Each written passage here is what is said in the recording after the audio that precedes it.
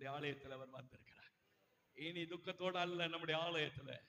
நான் விசுவாசிக்கிறேன். நான் மீண்டும் மீண்டும் நான் உங்கள் மத்தியில் பேசுவது உங்கள் ஆலயத்தில் என்று சொல்லவில்லை, நம்முடைய ஆலயத்தில்.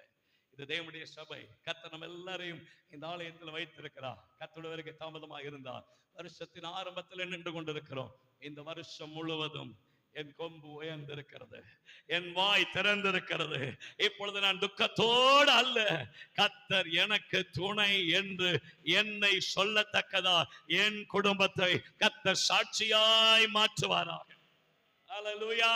நம்மை கர்த்தர் சாட்சியாய் மாற்றுவாராக. கர்த்தர் நம்மோடு கூட இருக்கிறேன் என்று வாக்கு பண்ணி இருக்கிறார்.